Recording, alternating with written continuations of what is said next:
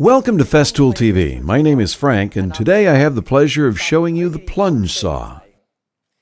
The TS55R comes to the market under the motto, the best plunge saw that Festool has ever built. 55 stands for the maximum cut depth, and R stands for Randnah, close to the edge in German. And now we can really see the first feature. The cover is kept very flat here, which enables us to use walls as guides and, for example, saw an expansion joint between a wall and a laminate floor, a parquet floor, or a patio deck. We can set the cutting depth in the front section.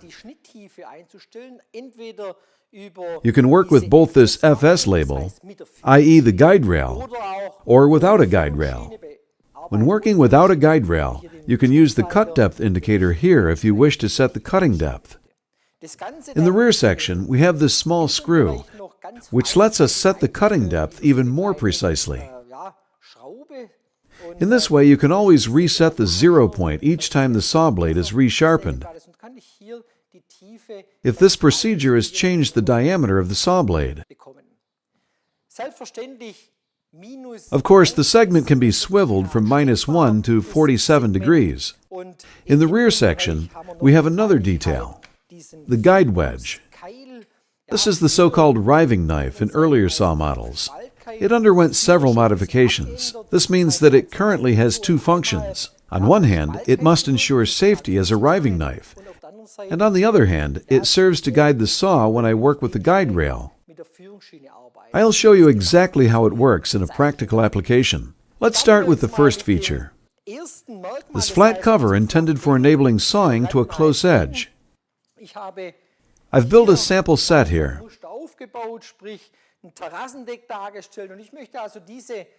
Now I want to saw off an open joint with a uniform width of 12 millimeters.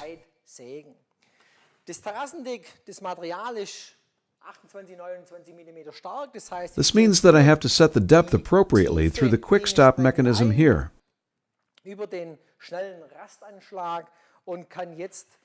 Now I can connect the machine and carry out this operation.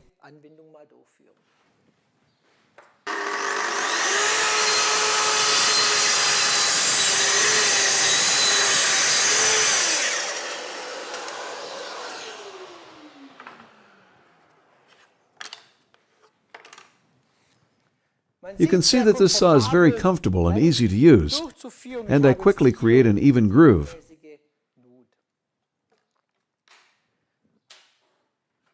I also want to show you one more thing about working with this guide wedge.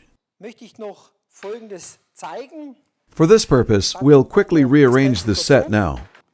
What I have here as an example is a board, an untrimmed board. Now I wish to remove the waney edge from the board with my guide rail. In general, such workpieces are not necessarily the same length as my guide rail, 1.40 meters. They can sometimes reach 3 or 4 meters. If I don't have such a long guide rail, but only a relatively short rail, the first thing that I would do is apply marking, so that I know how to position the guide rail eventually.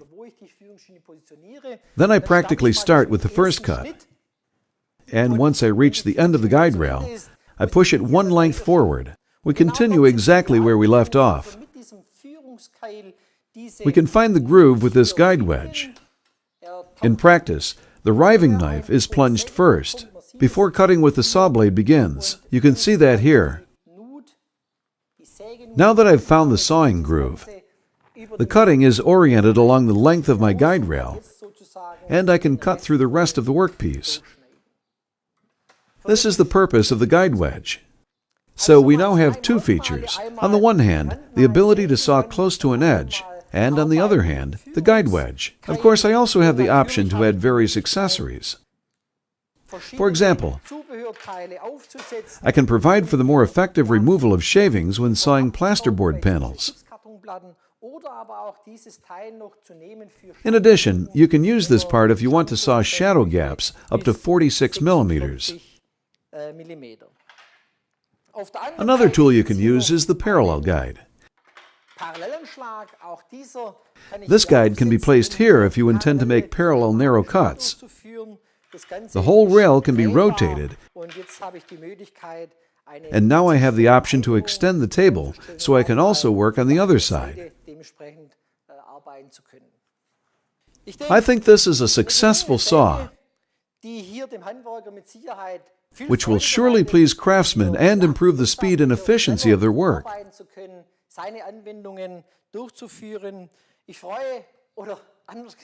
I hope you enjoyed watching, and I look forward to seeing you next time at Festool TV. Yours, Frank.